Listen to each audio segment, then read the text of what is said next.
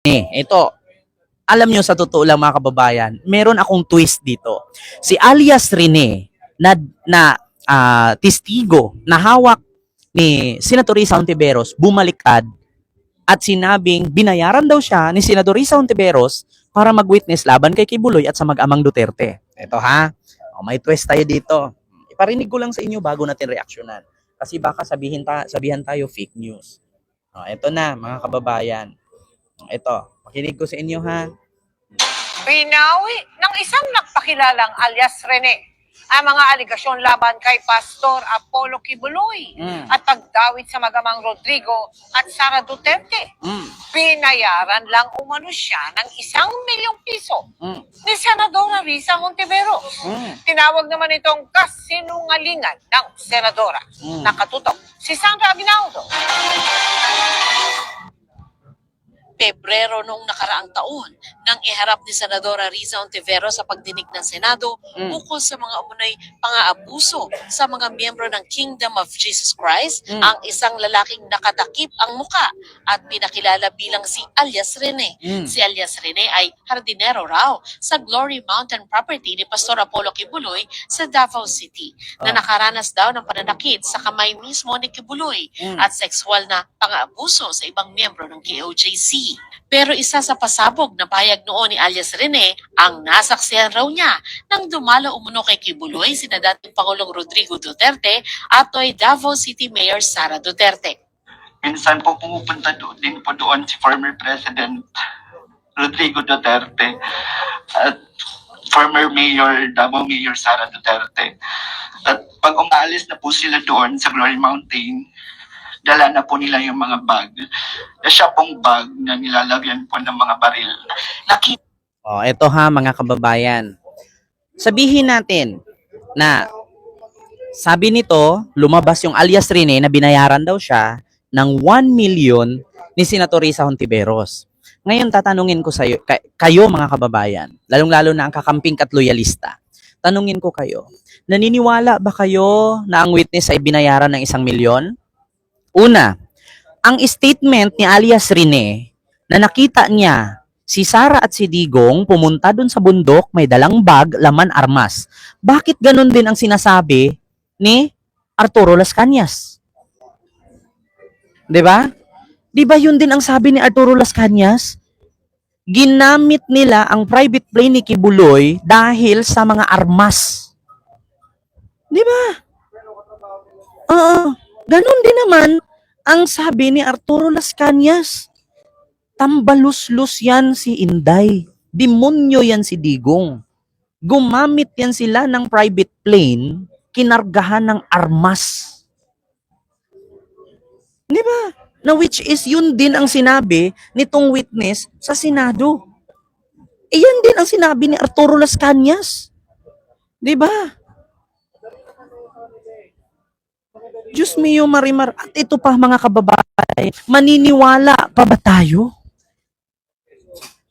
Maniniwala pa ba tayo na bayad si Senator Risa Hontiveros? Ilan na ang palpak ni si Kerwin Espinosa, nagsalita na laban kay na siyang paaminin, pamaliin si Laila. Tapos sasabihin ngayon, binayan. Pangalawa, yung testigo ni Laila na nagsabi at binawi ang kanyang statement, nawala na. Nasaan na yun?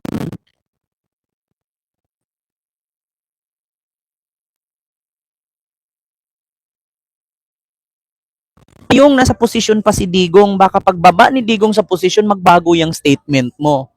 Ngayon, di ba? Yan ang tanong ngayon mga kababayan. Hindi ko dito pinagtanggol si Senator Risa Hontiveros. Pero kung ano ang statement ng lalaki na nag-alias Rene, ganun din ang statement ni Arturo Las Cañas. Bag din, naglaman ng armas na sinakay nila sa private plane ni Kibuloy.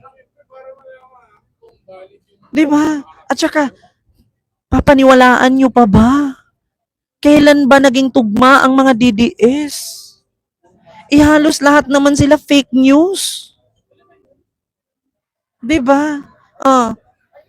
O dito, ito, para sa akin mga kababayan, sabihin natin na bayaran ni Senador Risa Ontiveros. Bakit siya bumaliktad? Hindi nyo ba alam na dapat mag-video siya, ay susuko muna siya sa Senado at sabihin niya na binayaran siya? Sa ginawa niya, madidiin pa siya.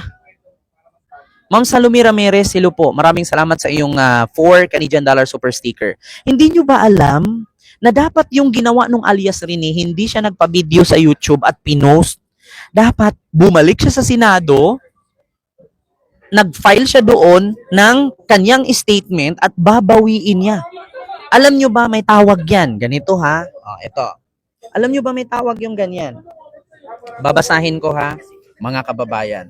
Hindi nyo ba alam na malaki ang kasong mangyayari at kakaharapin niya dan? Ganito kasi, mga kababayan. The prosecution needs to file a litany of the criminal charge against the witness for perjury. 'Di ba? False and pagbasa dito, unsubstantiated allegation and slander or defamation among a few. 'Di ba? It is obvious beyond a reasonable doubt that this ploy has the handiwork of the beneficiary to discredit the highly estimated lady legislator is an attempt to render the verdict on his case questionable. 'Di ba? Hindi ba naiisip na pwede makasuhan siya doon? Kasi dapat the prosecution needs to file litany of criminal charge against the witness. Mababaliktad siya. 'Di ba? Kasi bago ka pumunta doon sa Senado at mag-witness laban kay Kibuloy, nanumpa ka. Meron kang ginanon doon litany, ang sabi doon. Meron kang pinanumpaan. Sinabi nga doon, people of the Philippines, alias Rene versus the Republic of People of the Philippines.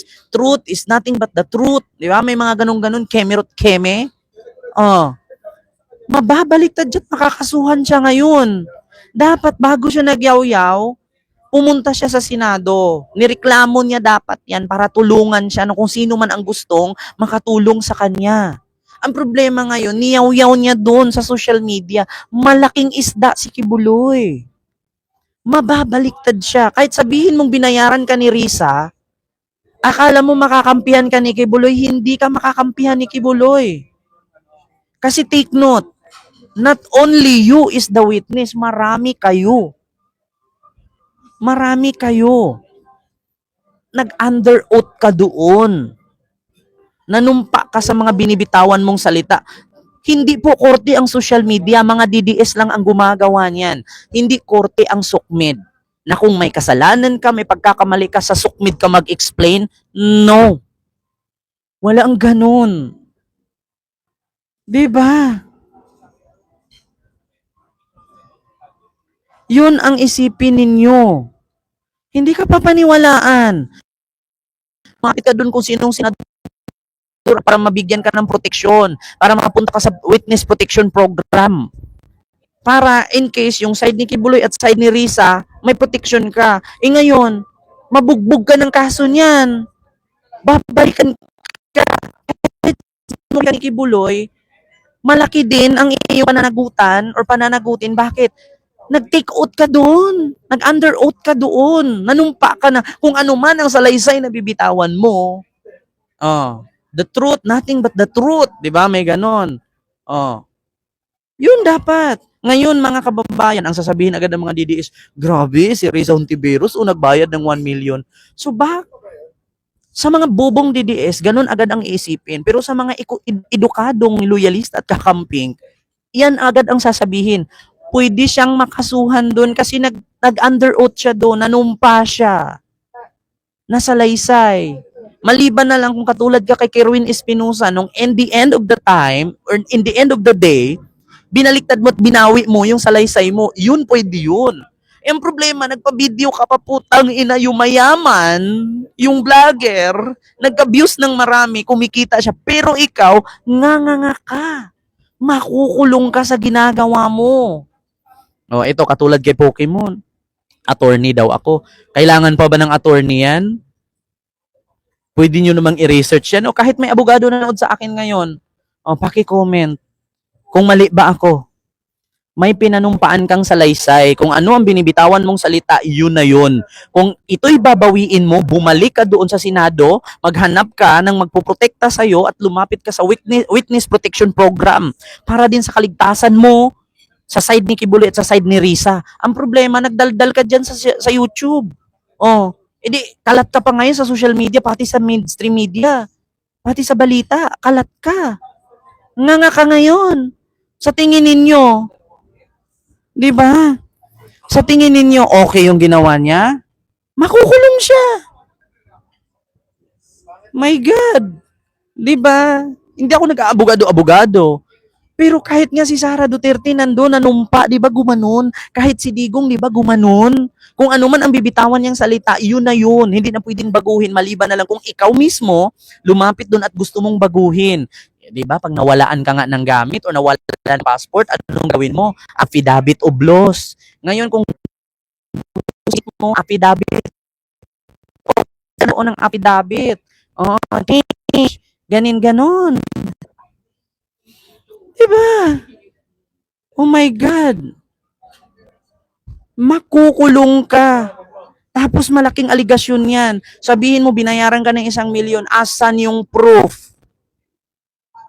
My God, nako. Malaking, mag-file pa naman ng legal. Actually, si Risa Ontiveros, palaban yan. Si Digong nga eh. Hindi naatrasan. Diba? Nga ka. Oh. Tingnan ni Digong kung ano yung binitawan niya doon sa Senado. Ano yung binitawan niya sa Kongreso. Oh. Bakit ano ba nangyari? Choppy ba ako? Mga kababayan? Pa-check nga ako. Wait lang. Oh, choppy daw.